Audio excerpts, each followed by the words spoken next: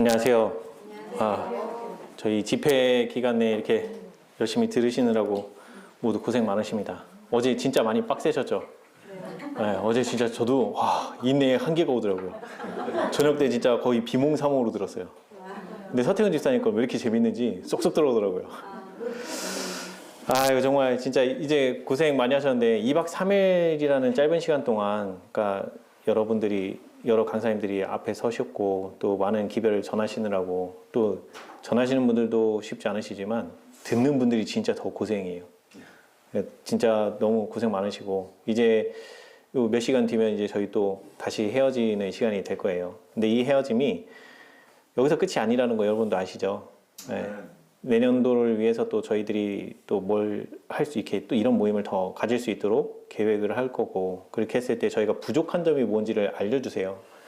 여러분들이 이 집회를 할 때 이런 부분들이 좀 부족한 것 같아요 라고 이렇게 의견을 피드백을 남겨주셔야 저희도 그런 부분들을 보강을 해서 이런 부분들을 더 채워나갈 수 있으니까 그런 피드백을 좀 주시면 단톡방에다 이렇게 남겨주셔도 돼요. 단톡방에 그렇게 글 남겨주시면 저희가 참고를 해서 다음번 집회 때에 그런 내용들을 많이 반영할 수 있도록 조치를 하도록 하겠습니다. 자, 오늘은 어제에 이어서 어제가 아니죠. 어제 그저께죠. 우리 실제 이 거듭남에 대한 이야기는 니고데모를 통해서 말씀을 하셨어요. 근데 우리가 실제 이 예언의 신을 보다 보면 이 실물교훈에 나와 있는 이 두 예배자 편을 보면 여기가 거듭남에 대해서 정말 잘 나와 있어요. 정말 니고데모 편을 읽어보죠. 거기보다 여기가 훨씬 잘 돼 있어요. 그래서 이 파트랑 그 다음에 제가 말씀드렸던 그 시대의 소망이 실제 베드로가 예수님 3번 부인하는 장면이랑 연결지어서 보시고 그리고 여기 나와 있는 두 예배자 중에 바리새인과 세리의 기도로 이렇게 나눠졌던 그 부분을 그때도 설명드렸다시피 그 세리의 심령을 절절하게 이해하려면 베드로가 어떤 심령인지를 이해한 다음에 그 세리의 입장에서 그거를 세리 대신에 베드로로 바꿔서 그 문장을 읽어보면 진짜 그 마음이 어떤 마음인지 절절히 느낄 수 있어요. 우리가 예수님 앞에 깨지는 경험이요. 이렇게 내 자신이 이런 존재구나 라는 걸 깊이 깨달아야 돼요. 그래서 어제 시대의 소망 쪽을 먼저 잠깐 좀 살펴보면 우리가 이 베드로가 진짜 깊이 깨달은 것 중에 하나가 뭐냐면 예수님이 자기 마음이 어떻다는 걸 알았다는 거예요. 그래서 자기 자신도 몰랐던 그 거짓된 마음 그거를 예수님은 이미 아셨다는 거죠. 지금 제가 여기 다 이뤘다 장으로 와 있네.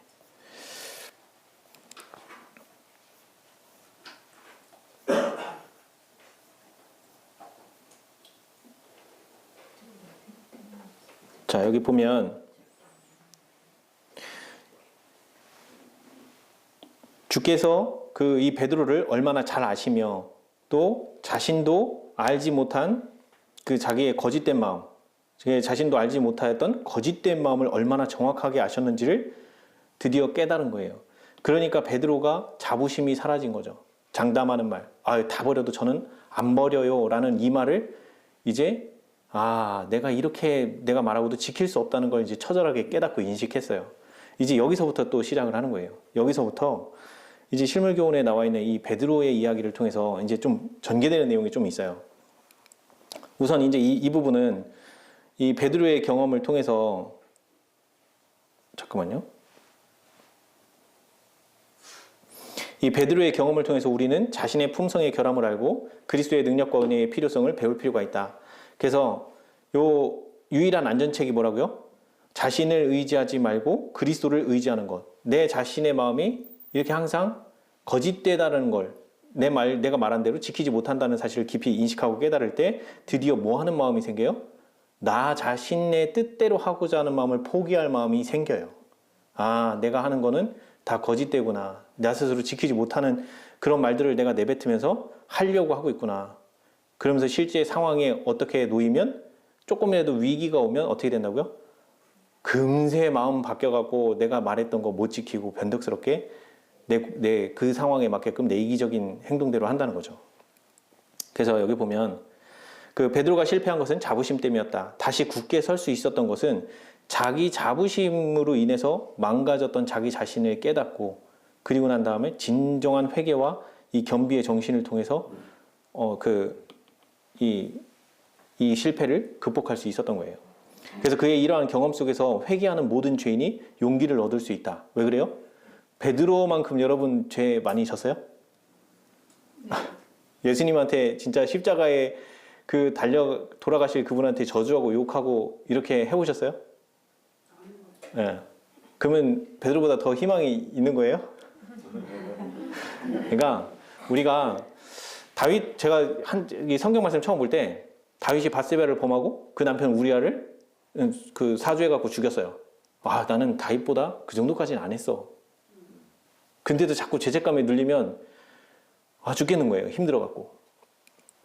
그게 나중에 이제 거듭남의 경험을 통해서 나 자신의 한계를 명확하게 깨닫고 난 다음부터 이 죄 문제를 가지고 예수님 앞에 나가는 게 쉬워져요. 왜냐면 오늘 이중 장님 말씀하셨잖아요. 머리부터 발끝까지 그리고 내 평생을 살아도 선을 행할 능력이 단 1도 없다는 걸 그때 알았거든요. 그러니까 너무 편해지는 거예요. 왜요? 나는 죄의 생산 공장이고 죄밖에 드릴 게 없다는 걸 알았는데 예수님이 뭐만 가져오래요? 죄만 가져오래요. 요한일서 1장 9절 뭐라고요? 그는 우리가 우리 죄를 자백하면 그는 미쁘시고 이루사 우리 죄를 사하시며 우리를 깨끗게 하실 거라고 적혀 있잖아요.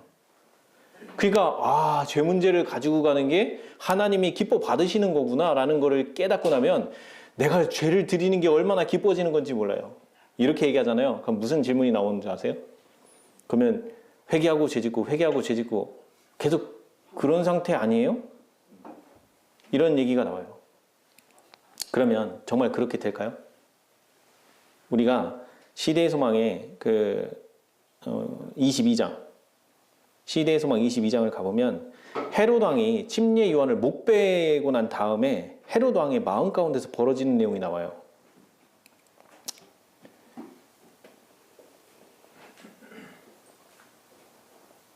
자, 여기 보면 이 헤롯 왕이 이 침례 요한이 정말 그 하나님이 보낸 선지자라는 내용을 어느 정도 눈치채고 있었어요. 그래서 헤롯은 침례 요한이 주는 그 기별을 달게 받으면서도 그렇게 하지 못하는 자기 자신, 그리고 또 그 동생에게서 뺏은 그 와이프가 자꾸 이 헤롯을 죽이려고 한다는 거, 이런 것 때문에 갈등을 하면서 이 침례 요한을 감옥에 그냥 방치를 해두고 있었거든요. 근데 결국에는 그 살로메죠. 그 딸을 통해서 결국에는 술 거나하게 취했을 때 내가 땅의 절반이라도 주겠다 이래놓고 나서 결국에는 딸이 엄마 뭘 구할까요? 목 달라.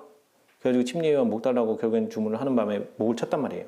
근데 여기 뭐라고 나와 있냐면 헤롯은 그리스도께서 하시는 일에 대하여 듣고 몹시 괴로워하였다. 그는 하나님께서 요한을 죽음에서 일으켜 더욱 위대한 능력으로 정죄하도록 그를 보내신 것이라고 생각했다. 그는 요한이 자신과 자신의 집에 정죄의 선고를 내림으로 그의 죽음에 대한 복수를 하지나 않을까 하고 늘 두려워하였다. 이게 지금 이런 두려움은 마음에 평안이 없잖아요. 지금 두렵죠.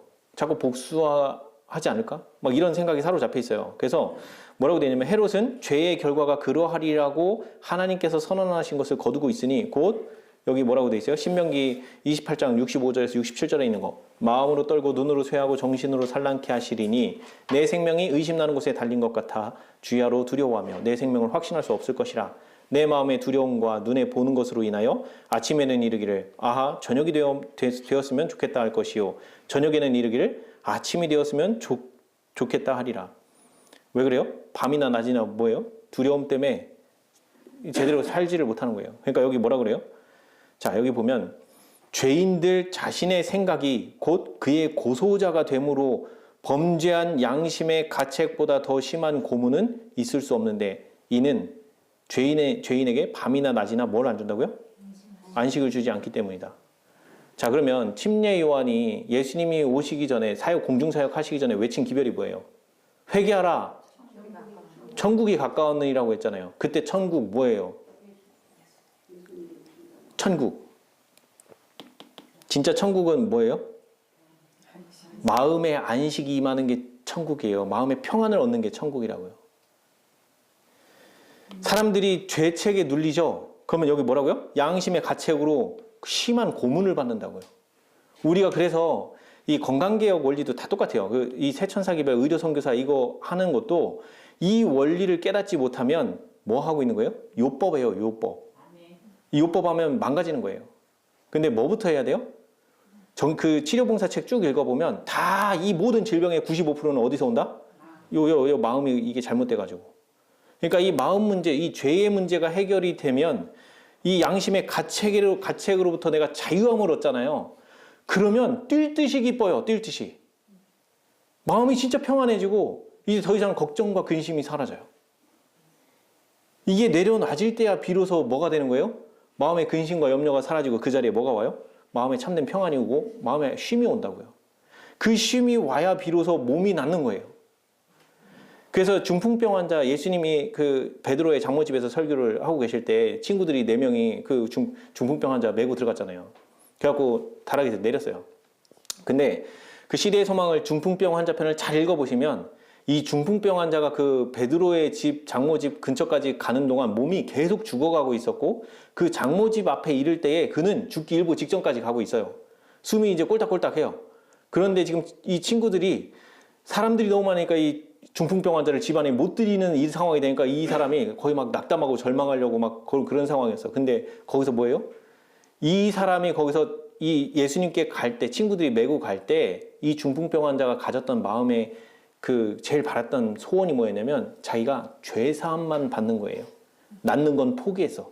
사는 건 포기했고 자기는 죄사함 받는 거 그거 하나만 바라고 간 거예요. 그래서 여기까지 왔는데 내가 죄사함을 못 받을 수 없으니 친구들한테 나 좀 들여보내달라. 그래갖고 친구들이 어떻게 해요? 지붕 파고 열고 해서 거기 이제 지붕에다 이렇게 내리고 있어요. 내리고 있는데 이 중풍병 환자가 예수님을 탁 쳐다보는데 처음에 무슨 생각이 들어요? 기뻐요? 반가워요? 두려워요.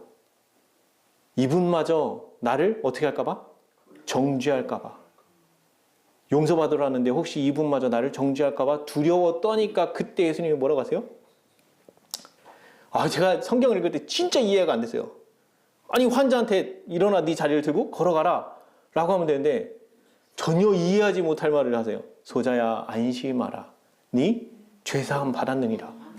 근데 이게 시대의 소망을 읽고 나니까 그 상황을 이해하고 나니까 이 말이 이 사람에게는 가장 절실한 말이었던 거예요. 누구한테? 메시아한테서 듣는 완전한 확답이잖아요. 그 확답을 듣고 나니까 이 사람은 너무 마음에 기쁨이 넘쳤어요. 기쁨이. 그 누워있는 와중에 자기가 너무 기쁨이 넘치고 그 용서가 너무 감사하고 그런 마음으로 누워있는데 그 다음 말이 뭐예요? 소자야 네 자리를 들고 걸어가라. 그 명령은요 순종하기가 너무 쉬운 거예요. 마음에 뭐가 왔기 때문에? 기쁨이 넘쳐 흘렀거든요. 이미 내가 죄사함을 받았다는 그 소리를 메시아한테 받았거든요. 그러니까 마음이 어때요? 뛸 듯이 기뻐요. 근데 거기 뭐 하라고요? 들고 일어나서 걸어가래요. 그거 순종하기 얼마나 쉬워요? 그냥 들고 일어나는 게 자연스럽게 되어지는 거예요. 우리가 믿음으로 말미암는 일하는 거 우리 장로님도 말씀하셨지만 어려운 건 아니에요. 문제는 뭐냐면 내 마음이 그렇게 순종할 수 있는 마음이 되어질 때 그것이 되어지는 거예요. 그래서 실물교훈으로 다시 가보면 이제부터 이제 오늘 우리가 이 회개를 하고 나오는 길에 있어서 정말 어렵게 하는 부분들이 여기 나와요. 베드로를 구원하기 위하여 죄를 사해 주시는 구주께서 베드로의 회개를 용납하셨다고 말씀을 하고 있어요. 여기 성경 말씀을 좀 보면 가서 그의 제자들과 베드로에게 이르기를 예수께서 너희보다 먼저 갈릴리로 가시나니 전에 너희에게 말씀하신 대로 너희가 가서 배우리라. 그래서 여기 특정하게 제자 이름이 한 명이 거론이 되잖아요. 베드로.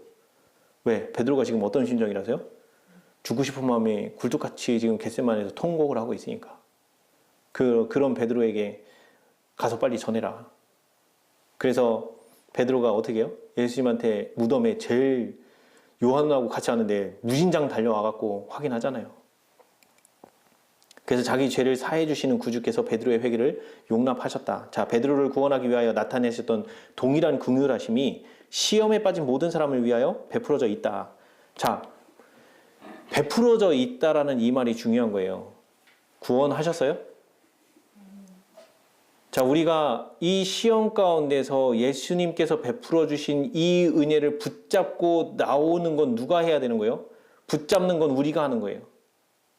그러니까 무슨 얘기냐면 용서는 모두 다 주어졌어요. 심지어 하나님께서 인류의 모든 죄를 지을 걸 알고 평화에 의논하시죠. 평화에 의논하신다는 것 자체가 이미 뭐 한 거예요? 용서를 이미 하신 거예요. 하나님 편에서는. 그리고 그걸 확증한 건 어디예요? 그렇게 약속하신 그것이 십자가 사건을 통해서 그대로 이루신 걸 가시적으로 보여주신 것뿐이에요. 용서는 그 전부터 이미 주어져 있어요. 그러니까 구약시대 4,000년 동안 모든 사람들이 어떻게 해요? 성수에 끌고 그 어린 양 끌고 와서 자기 죄를 자복하고 그렇게 하면 내 죄가 이미 어린 양이신 예수님께 전가되었다는 걸 믿고 잡고 그렇게 해서 나중에 그 대속죄일 날 그 아사셀 점수에게 모든 죄를 전가시켜서 죄를 처리하는 방법을 보여주시잖아요.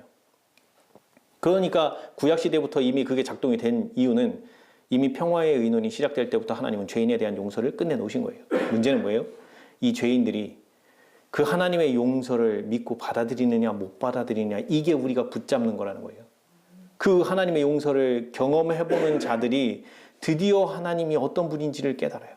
근데 문제는 뭐예요? 여기 보면 사람들로 죄를 범하게 하고 그들로 절망과 공포 속에 빠져 용서받기를 두려워하게 만드는 것이 뭐라고요? 사탄의 뭐라고요?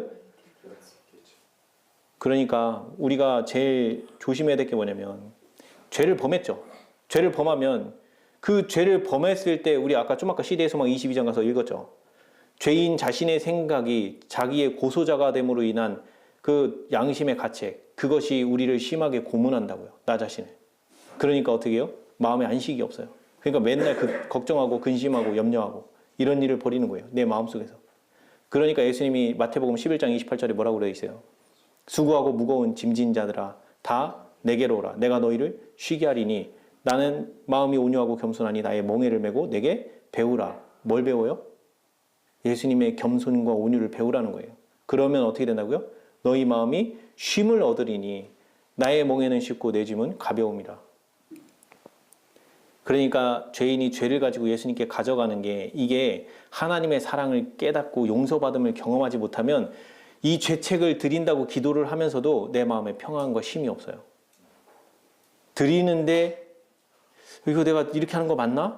또 죄 졌는데 또 드리는 게 또 어렵고 힘들어지는 거예요.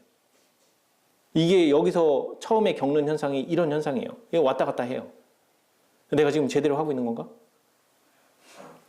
그래서 우리가 이 죄를 드리는 문제가 정말 말씀에서도 그런지를 확인해야 될 거 아니에요. 그래서 잠시만요. 제가 일부러 이거를 PT를 안 만들어 왔어요. PT 만들어서 하면 편해요. 쫙쫙쫙쫙 넘기면서 하면 편한데 이걸 일부러 PT를 안 만들어 왔어요. 왜냐면 이거 하나씩 이런 식으로 여러분들도 찾았고 하실 수 있다는 거를 좀 같이 나누고 싶었어요.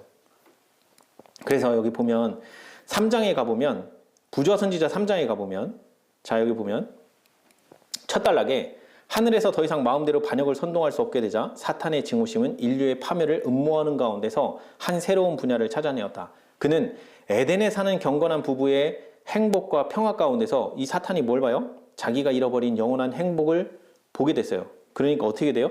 이 사단의 마음에 시기심이 동하여 자 이제 어떻게 해요? 불순종하도록 그들을 선동하고 불순종하게 되면 어떻게 된다는 거예요? 죄책과 죄의 형벌이 주어진다는 거예요.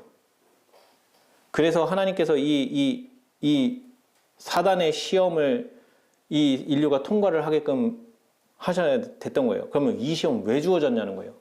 사단은 왜 불순종하게 만들려고 하냐는 거예요. 이 불순종하게 만드는 매개체가 뭐예요? 선악과죠. 그럼 선악과 시험 왜 주어졌어요?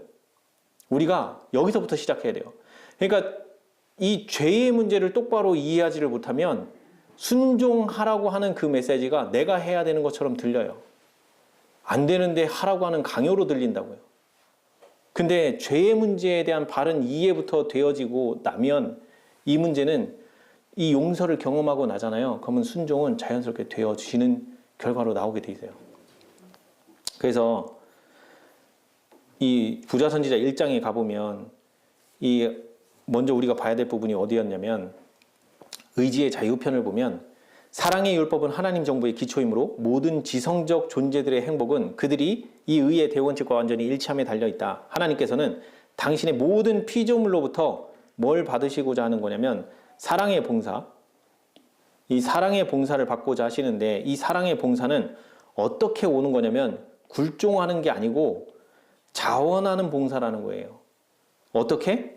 하나님의 품성을 인식함으로 솟아나는 마음에 기뻐서 하는 자원하는 봉사가 돼야지 이게 하나님께서 간합하실 수 있는 봉사고 하나님과 함께 하실 수 있는 조건이에요.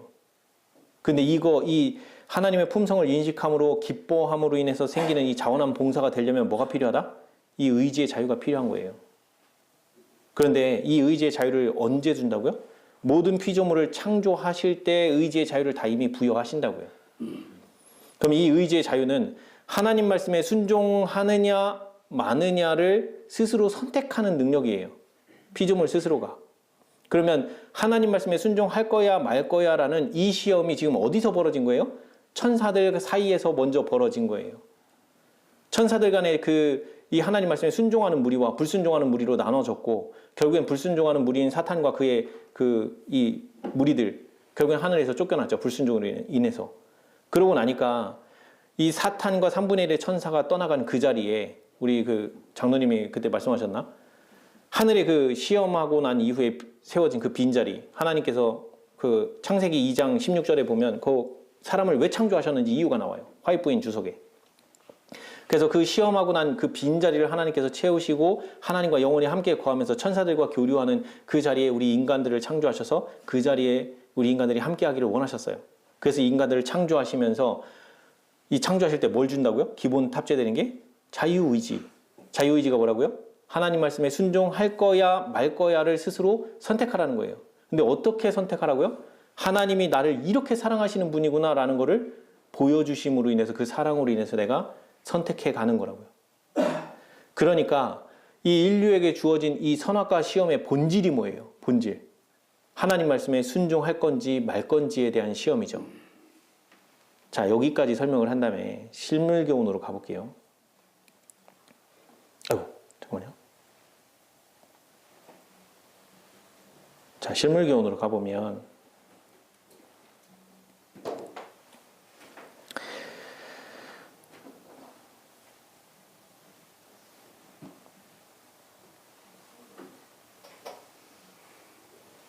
자, 여기 보면 자, 하나님께서는 나의 힘을 의지하고 나와 화친하며 나로 더불어 화친할 것이니라고 말씀하셨다. 그런데 왜 우리가 두려워해야 하는가? 우리들의 연약함을 굳세게 하기 위한 모든 방편이 준비되어 있고 그분께 오라는 온갖 격려와 초청이 주어져 있다. 자, 여기 보시면 그리스도께서는 하나님의 기업인 당신의 백성을 다시 사셔서 보이죠. 자, 십자가 사건을 통해서 용서를 이미 다 베풀어 놓으셨어요. 그들의 모든 아담이 범죄함으로 모든 인류가 죄를 범할 수밖에 없는 그 상태에서 짓는 모든 죄에 대한 죄값은 지불이 끝났다고요. 그럼 거기서 우리가 구원받는 거예요? 하나 걸리는 게 문제가 있어요. 뭐가 걸려요? 하나님께서 모든 피조물을 창조하시면서 주신 게 뭐가 있어요? 의지의 자유. 그 의지의 자유의 본질이 뭐예요? 하나님 말씀에 순종할 건지 불순종할 건지. 자, 이제까지는 아담이 범죄하기 전에는 아담에게는 죄의 속성이 없는 상태에서 시험을 받았죠. 그런데 아담이 타락하고 난 이후에 우리들은 이미 죄 짓고 있는 상태에서 지금 뭐 하는 거예요? 하나님의 용서는 주어졌어요. 그런데 이 상태에서 우리가 바로 구원을 받으면 좋은데 바로 구원을 안 해주세요. 뭐 때문에요? 의지의 자유 때문에 그래요. 우리가 범죄한 죄인의 상태에서 우리가 죄로부터 자유함을 얻게끔 용서는 이미 베풀어져 있어요. 그러면 죄에 대해서 자유함을 얻은 상태에서 우리 스스로 뭐 해야 할 줄 알아야 되는 거예요? 우리의 자유의지를 활용해서 하나님 말씀에 순종하는 편을 선택하든지 불순종하는 편을 선택하든지 이제 우리에게 그 선택권이 주어진 거예요. 그래서 여기 뭐라고 돼 있어요? 그들에게 한 번 더 뭐 한다고요? 선발의 기회를 갖도록 하기 위하여 당신의 찔린 몸을 바치셨다. 자, 그러면 이게 진짜 무슨 소린가 한 번 더 확인하러 갈게요. 요한복음 이거 화이트 주석에 보면 나와요. 요한복음 19장 30절부터 먼저 볼게요. 요한복음 19장 30절. 여기에 화이트 주석을 보면 세 번째, 사단이 번개같이 떨어짐이라는 챕터가 있어요. 여기 좀 글씨 잘 안 보이실 텐데 나중에 유튜브에는 잘 보일 거예요. 일단 여기서 좀 더 키워드릴게요.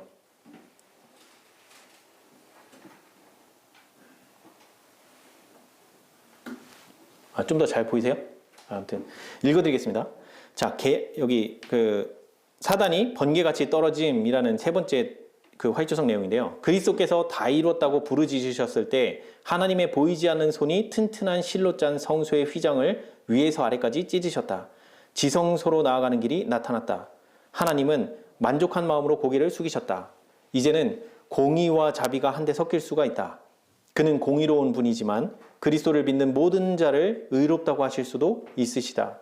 그분은 십자가 위에서 숨을 거두시는 희생 제물을 바라보시고 다 이루었다. 뭐라고요? 인류에게 뭐라고요? 다시 한 번 더 기회를 주겠다고 말씀하셨다. 구속의 값은 치러졌고 사단은 하늘에서 번개같이 떨어졌다. 원고 111페이지 1897년 내용이에요. 자, 그러면 이 인류에게 다시 한 번 더 주어진 기회라는 게 무슨 기회인지를 확인하러 갈 거예요. 이게 어디 나오냐면 요한복음 17장 17절의 화이트주석이에요. 여기 화이트주석을 보면 두 번째 단락에 아담에게 주신 시험이 모든 사람들에게도 라는 챕터가 나와요. 여기 한번 읽어보겠습니다. 하나님의 율법은 하나님의 날에 각 사람의 품성을 재어볼 위대한 표준이다. 그리스도의 기도는 저희를 진리로 거룩하게 하옵소서. 아버지의 말씀은 진리니이다. 그러므로 마음에 역사하시는 하나님의 영에 성확해 하시는 힘은 사람들을 인도하여 하나님의 계명을 순종하는 길에 행하게 하신다. 하나님이 에덴에서 아담에게 주셨던 바로 그 시험을 모든 인간 가족들에게 주실 것이다. 아담에게 요구하신 것은 하나님께 순종하는 것이었다. 우리도 그가 서 있었던 위치와 꼭 같은 위치에 서서 제2의 시험, 곧 우리들이 사단의 음성에 귀를 기울이고 하나님을 불순종하는지 아니면 하나님의 말씀에 귀를 기울이고 그 말에 순종하는지를 보시는 제2의 시험을 받게 되었다. 리뷰 앤드 헤럴드 1890년 6월 10일자예요. 자, 이제 왜 순종이 그렇게 중요한지 이해가 되시죠? 결국에 순종은 우리가 의지의 자유를 어느 편으로 환용할 거냐라고 하는 그 결과로 나와지는 게 순종으로 이어지는 거예요. 나의 선택의 결과로. 그러면 왜 이 시험을 왜 치러야 돼요? 태초부터 하나님께서 창조하신 모든 피조물들이 이 의지의 자유를 어떻게 활용했냐에 따라서 지금 하늘에서 전쟁이 벌어졌기 때문에 그래요. 그 전쟁을 통한 이후에 인간을 창조하시고 이 인간에게도 이 의지의 자유를 주셨는데 이들이 온전히 순종하는 길을 택하는지 아닌지를 보셔야 됐었기에 선악과 시험이 있었어요. 자, 그래서 이 대쟁투의 관점에서 우리가 이거를 보기 시작을 하면 이 태초에 그렇게 사단이 하나님의 품성을 왜곡하는데 어떻게 왜곡시키냐면 하나님이 이기적인 분으로 자기의 유익을 위해서 모든 피조물의 경배를 강요하는 식으로 이 사탄이 그런 식으로 드러낸단 말이에요. 그리고 나서 이 시대의 소망 1장을 가보면 시대의 소망의 1장에 이 부자 선지자 1장과 연결지어서 보시면 이 시대의 소망 1장에 사탄이 자기의 품성을 어떤 식으로 드러내려고 했는지 하나님의 품성을 어떤 식으로 왜곡시키려고 했는지 여기 나와 있어요. 시대의 소망 여기 1장에 보시면 요 정도쯤에 여기 보시면 이 법칙은 하늘에서 깨졌다. 죄는 자기의 이익을 추구하는 데서 시작되었다. 덮는 그룹인 루시퍼는 하늘에서 첫째가 되기를 원했다. 그는 천사들을 제어하여 그들을 창조주로부터 떠나게 하고 그들의 존경을 자신이 받으려 했다. 그리하여 그는 자아를 높이려는 욕망을 그분 탓으로 돌림으로 하나님을 나타냈다. 여기서 나오는 그분이 누구예요? 예수님 말씀하시는 거예요. 그리스도. 그는 자신의 악한 특성을 애정이 깊은 창조주께 씌우려고 하였다. 이 악한 특성이 뭐예요? 그 이기적인 거. 자기를 높이려는 욕망. 이거를 마음을 지으신 분이 누구예요? 창조주께서 마음을 지으셨잖아요. 그러니까 이 마음에서 나오는 속성도 누구 거라는 거예요? 하나님 원래부터 갖고 계신 그 속성이 이제 드러나는 거잖아요. 이거 주장하는 거예요. 그래서 하나님이 이기적인 분이니까 뭐 하자? 내가 새 정부 세울 테니까 새로운 법으로 다스리는 새 정부로 와라 이거예요. 이게 하나님의 율법을 변경하고자 하는 시도예요. 그게 부조와 선지자 1장에 잘 나와 있어요. 그리고 난 다음에 이 사단이 또 뭘 주장하냐면 3분의 1의 천사, 그러니까 루시퍼가 먼저 돌이킬 수 없는 타락의 길을 걷고 난 다음에 3분의 2의 충성스러운 천사들이 3분의 1의 그 타락한 천사들에게 경고를 해요. 사단의 음성에 귀 기울이지 말고 빨리 회개하고 하나님께로 돌아오라 라고 할 때 그 사단이 뭐라고 얘기를 하냐면 부조 선지자 잠깐 볼게요.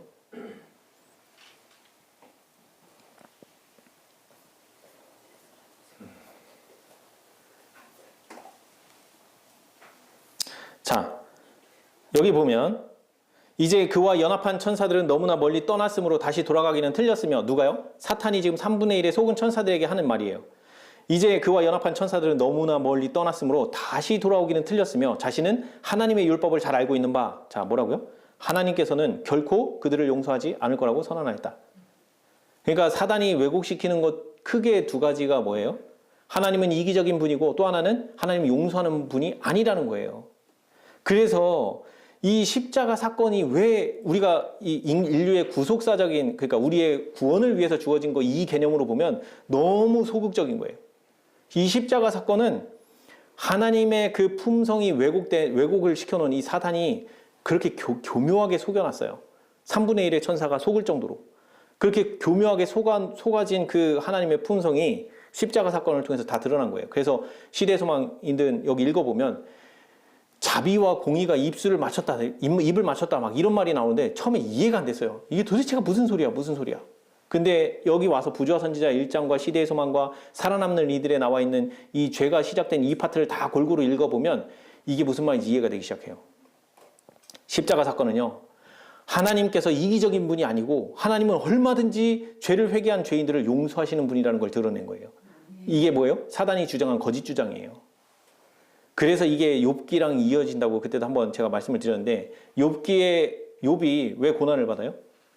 욥이 모르는 하나님과 사탄 간의 전쟁이 하늘에서 벌어져요. 그 하늘에서 벌어지는데 그 장자의 총회에 사단이 두루두루 땅을 돌아왔다고 돼 있어요. 그럼 그 장자의 총회에 왔을 때 이 사탄이 처음 오니까 하나님께서 뭐라고 해요? 사탄에게? 너 내 종 욥을 주의하여 보았느냐? 왜요? 욥이 우리 한번 볼까요? 욥이 자, 욥기 1장 보면 1장의 5절쯤에 보면 자, 이 욥의 상태에 대해서 나와요. 자, 이 아들들이 이제 생일 잔치를 하고 이러면 그 잔치가 끝나면 욥이 자녀들을 불러다가 성결하게 하되 아침에 일어나서 그들의 명수대로 번제를 드렸으니 이는 욥이 말하기를 혹시 내 아들들이 죄를 범하여 마음으로 하나님을 욕되게 하였을까 함이라. 욥의 행위가 항상 이러하였다 라고 하면서 1절에 하나님이 이런 욥을 뭐라고 평가해요?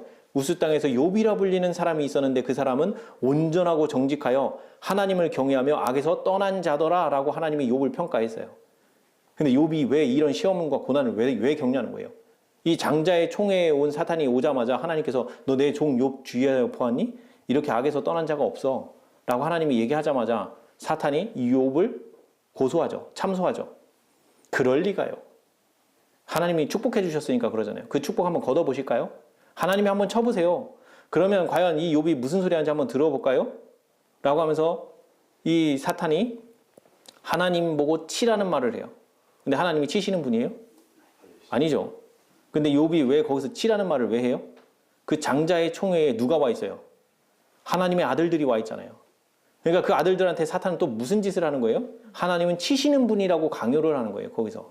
그러니까 이 속이는 게요.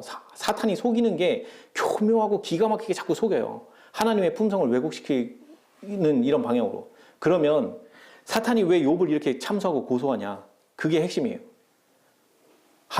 사탄이 주장한 게 뭐예요? 부조선지자 1장에서 하나님은 이기적이고 용서하는 분이 아니라고 했잖아요. 그러면 이렇게 사탄이 지금 이 하나님께서 너 내 종 욥 보았니? 악에서 떠난 자라고 얘기를 했을 때 사단의 입장에서 보면 큰일 날 얘기예요. 큰일 날 얘기.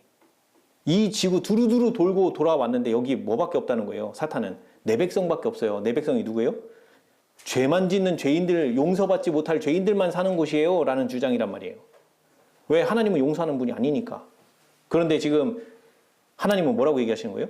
거기에 보니까 내 종 욥이 있는데 용서받은 자야. 악에서 떠났어.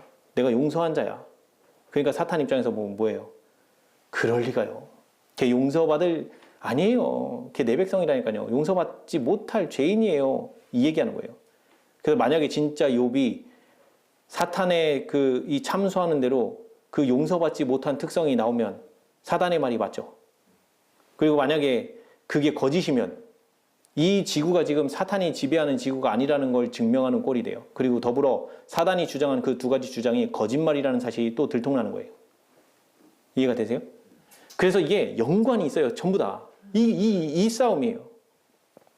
그래서 욥이 이렇게 순종할 수 있는 이유는 뭐냐면 하나님의 사랑을 맛보고 알았기 때문에 순종이 되어지니까 이렇게 순종을 하게 되는 거예요. 그래서 우리도 똑같아요.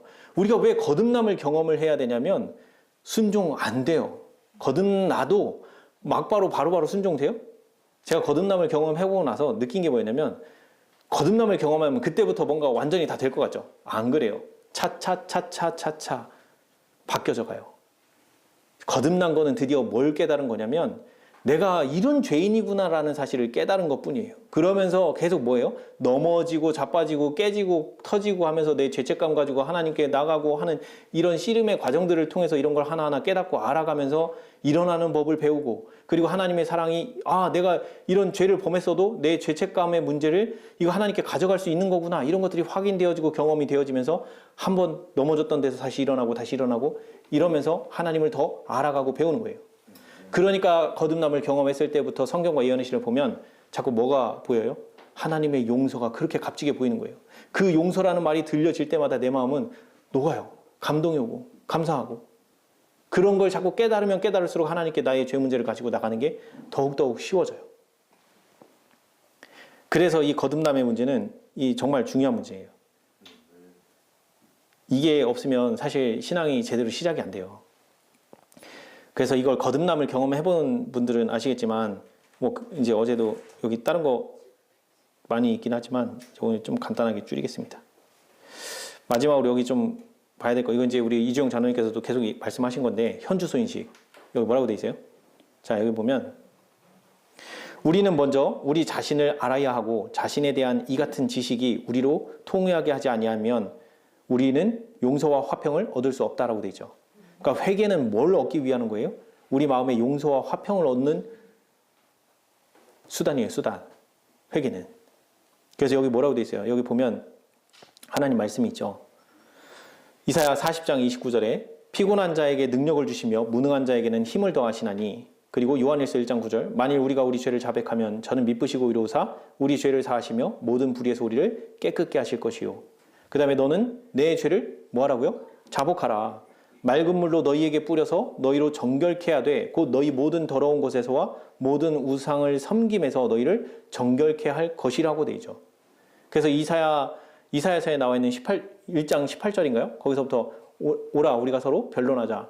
너희의 죄가 주홍 같을지라도 눈과 같이 희게 해줄 것이요 진홍같이 붉을지라도 양털같이 희게 해주리라. 이 하신 그 말씀이 죄 문제는 전적으로 누가 해결해 주시는 거예요? 하나님께서 해결해 주시는 거예요. 성령께서는 우리의 말씀을 통해서 내가 죄인이라는 사실을 깨닫게 해주시는데 어떻게 깨닫게 해주세요? 나의 품성과 예수님의 품성을 대조하게 해서 예수님을 통해서 그렇게 하지 못하는 내 자신이 비춰질 때 내가 죄인이라는 사실이 드러나져요. 그러니까 내가 이 문제를 내가 해결할 수 없다는 걸 알고 예수님께 나아가게 되는 거예요. 그렇게 나아간 사람들이 갈라디아서 3장 20절에 보면 갈라디아서 3장 24절 여기에 화이트석을 보면 자 율법은 그리스도를 가리킴 율법은 범죄자를 용서할 힘이 없고 범죄자에게 예수 그리스도를 가리켜 보인다. 그분은 만일 우리가 예수님을 대속자와 보증인으로 받아들이면 내가 너의 죄를 가져가서 뭐라고요? 담당할 것이요 나는 너에게 나의 의를 입혀주겠다고 하신다. 죄 누가 가져가신다고요? 그 우리 장로님이 말씀하셨나요? 누가 말씀하셨는지 기억이 안 나는데 우리 앞에서 한번 말씀하셨죠. 죄 내가 드리는 거 이거 안 된다고. 죄를 가져가 주세요 라는 기도가 그래서 나오는 거예요. 내가 드린다고 드려서요? 어제 서집사님이 그러군요. 서태현 집사님. 드렸다가 또 뭐예요? 또 다시 내 주머니에 넣는다잖아요. 저도 그랬어요. 드리는 게 안 돼요. 그게 됐으면 벌써 다 했지. 다 드렸죠. 그게 안 되니까 뭐 하라는 거예요? 죄를 문제를 가지고 와서 자복하라는 거예요. 자복함과 동시에 예수님이 뭐 한다는 거예요? 그 자복된 죄는 가져가서 예수님이 담당하신다는 거예요. 왜 담당해요? 그 죄의 문제를 그 죄인이 그대로 가지고 있으면 아까 시대의 소망 22장 뭐라고요? 죄인 자신의 생각이 자기의 고소자가 됨으로 인한 양심의 가책, 그거보다 더 심한 고문은 있을 수 없는데 뭐예요? 낮이나 밤이나 마음에 안식이 없기 때문이다. 그러니까 그 안식을 마음의 평안을 주지 못하는 죄 문제를, 그 죄책을 예수님이 가져가서 예수님이 담당하시면 우리는 뭐 할 수 있는 거예요? 마음의 평안과 쉼을 얻을 수 있는 거예요. 그래서 수고하고 무거운 짐진 자들아 다 내게로 오라. 뭐라고요? 너희가 이렇게 하면 어떻게 한다? 마음이 쉼을 얻으리라 라고 말씀하시는 거예요. 우리가 마음의 쉼을 얻고 진짜 평안을 얻을 수 있는 거는 예수님께 나아가서 우리의 죄를 자복하는 데 있어요. 그래서 자복하는 게 정말 중요한데, 이 자복이 어제 서태인 목사님 얘기한 것처럼 죄의 열매 가져가서 자복하는 게 아니에요. 이렇게 할 수밖에 없는 나의 이 처절한 이 죄된 내 본성 때문에 이걸 깨닫고 이 문제 때문에 나아가서 자복하는 거예요. 세리의 심령으로. 그래서 여러분 여기에 나와 있는 그 한 기도문이 있어요. 여기 보면 이것만 하고 마치도록 하겠습니다. 여기에 뭐라고 되어 있냐면,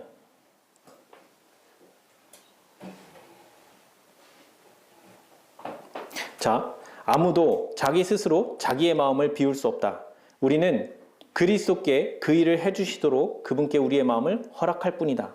그렇게 할 때 우리의 심령에서 다음과 같은 말이 나오게 될 것이다. 자, 이게 여러분들이 가져가서 활용하시기에 좋은 기도문이 여기 하나 적혀 있어요.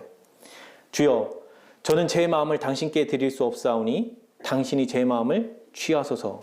제 마음은 당신의 소유물이옵니다. 저는 당신을 위하여 그것을 보존할 수 없사오니 당신이 그것을 깨끗이 보존하옵소서. 비록 제가 연약하고 제 자신이 그리스도와 같지 않을지라도 저를 구원하여 주시옵소서. 저를 재창조하사 당신의 사랑이 저의 심령 속을 통하여 흐를 수 있는 순결하고 거룩한 분위기 속으로 저를 끌어올리소서.